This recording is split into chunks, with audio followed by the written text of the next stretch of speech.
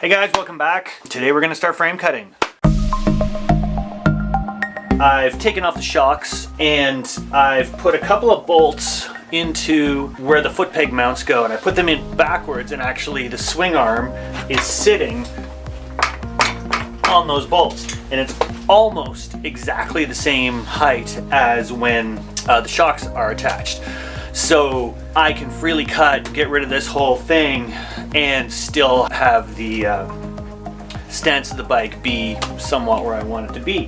What I'm going to do today is I'm going to cut off this entire back mount. I'm going to, where these come down here from under the tank, I'm going to cut them exactly where this picks up, and where the loop comes up from the bottom, I'm going to pretty much cut it off as it gets into a straight vertical. Then I'm going to, let me get the tank off. So where this arm comes up and meets the main backbone of the bike, it's welded in 4 parts. I'm going to grind those off. I'm going to leave the bracket for the tank on because it will lock the 2 sides together. Put the bolts in the holes and use it as a pivot to actually swing the whole assembly up straight. And I can, because I have those bolts, I can use that as a temporary lock. I don't have to tack weld this until I'm absolutely sure. Let's get cutting.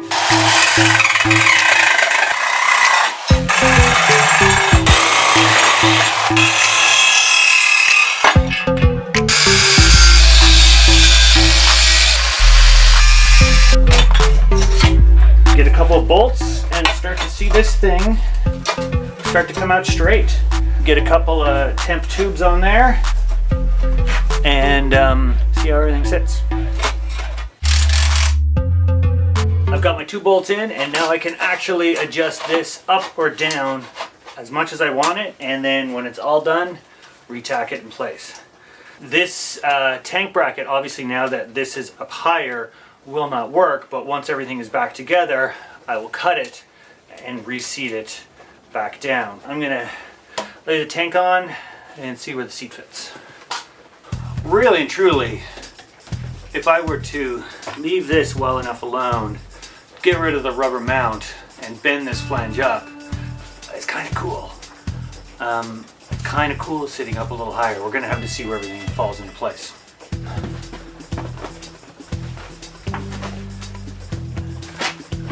So it definitely does exactly what I set out to do. These guys come out and just start to slide underneath the seat, which is exactly best case scenario, because I'd like to see that tubing come right out. I'm going to cut a couple of temporary ones. Let's do 2 8-inch pieces to get this going, and then let's do the just do the verticals and see how this shapes up.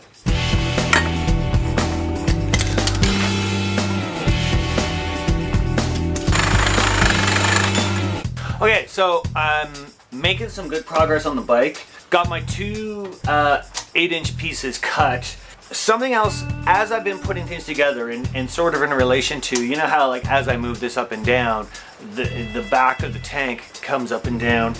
I've kind of figured something out. Hopefully this makes sense. In its stock form, these guys kind of sat like this, and the frame was much more up underneath in that little notch right there. And I kind of thought that would be something I was always going to have to work with, and it would come out underneath and sort of adjust things that way. I was okay with that. It wasn't my ideal scenario because I wanted the pipes to sort of be even with the bottom of the tank so that you could see the seat sitting on the framework. I wanted the framework to be featured as opposed to being up inside the seat. I haven't moved my tank mount yet. I've been using it for stability purposes. So when I bring this up to where I want it, the level where I want it, it puts my tank at this really cool incline, but also, so you'll see that the frame now comes out underneath the edge of the tank. which is exactly what I was hoping would happen. With sort of this setup right now, the entire line that I originally had sort of going horizontal sort of goes up towards the back. But the line between this frame and the tank line are essentially even. Like it keeps that straight line, although these now offset from the tank as they come up, but that line is still straight, which is great. And then I sort of measured where my seat to tire ratio will sort of be. I measured it when before I cut the frame and I had the seat sitting on in a place with the tank that I liked. I was about 5.5 inches from the top of the tire to the bottom lip of the seat. In this configuration, I'm way higher. I think I'm 7 or 8 inches. And then if you look here, I don't know if you can see my shock, this distance, we're at about 3.5 inches or so. 7.5 from the top of the tire to the bottom of the seat. So I've come up, I've pushed it up about 2 inches. So what I'm gonna do is I'm gonna actually lower the entire back profile back down that 2 inches. Instead of 3.5 gap, it'll be 1.5 gap. Thus making my line straight again and giving me that really nice line of the frame. I am lowering the front just a touch. So I think between that and this and that, if you follow what I mean, it'll have a really nice stance. I have to cut these guys just to come up and sort of meet that. That's going to be my first tack weld, is putting a buzz on that just to keep it in place, so I can then pull out these bolts holding the swing arm in place, let this come up a little bit, and see where my mounts are going to go for the shocks.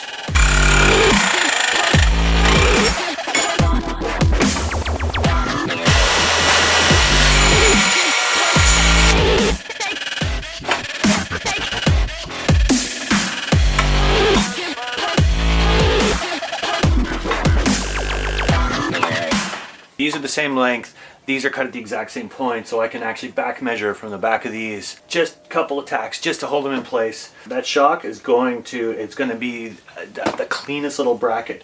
This shock was originally a little bit more angled forward, so it's going to have to come up slightly, which I'm okay with. I love it. I love that it has a little tiny bit of an angle on it. I originally thought it was going to have to come up straight, but this worked out way better. Do I want to come up with something on this side to sort of give it an evenness? I don't know, we'll see. I'm going to get these set up and measured and tacked in place, and then we'll put the seat on. Have a look.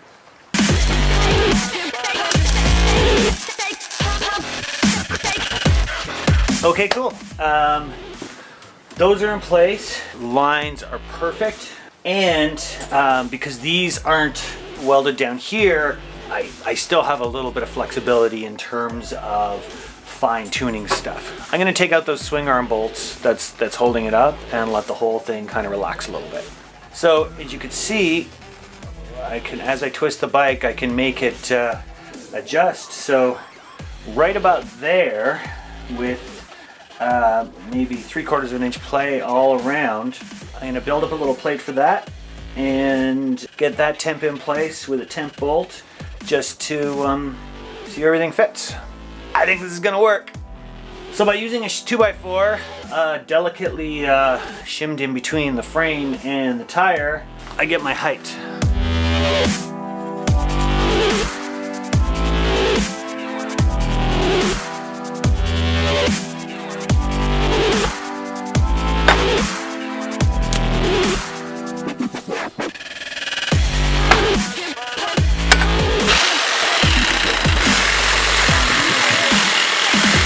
Eventually.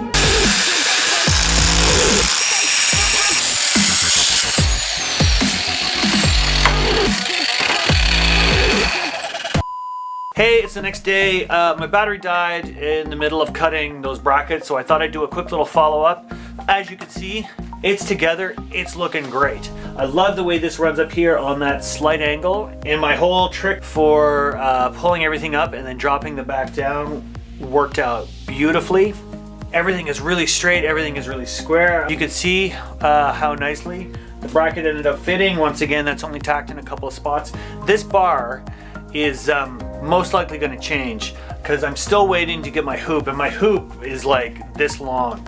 So this was sort of my temp measure to get everything set up, because I also think it's going to bend in a little bit more before this part, which will make my mount bend in a little bit, which will be fine in terms of shock, mounting the shock. I've got just a small bungee holding on the front of the seat because it kept flopping up. And so right now, basically the last decision I have to make is whether I'm going to sort of involve an upswing on the end. I sort of go back and forth. I'm gonna wait. The loop I bought does have the bend on it. Maybe I'll end up eliminating it and just going straight around. I really like that look right now, but maybe I'll like it when I get the hardware and see what it looks like. So that's as much as I can't believe it came together so quickly and so nicely for me. It's cold, so I'm gonna get warm, and we will catch you next time. Please subscribe if you're digging this. Check out some of my other videos, and yeah, we'll see you soon. Cheers.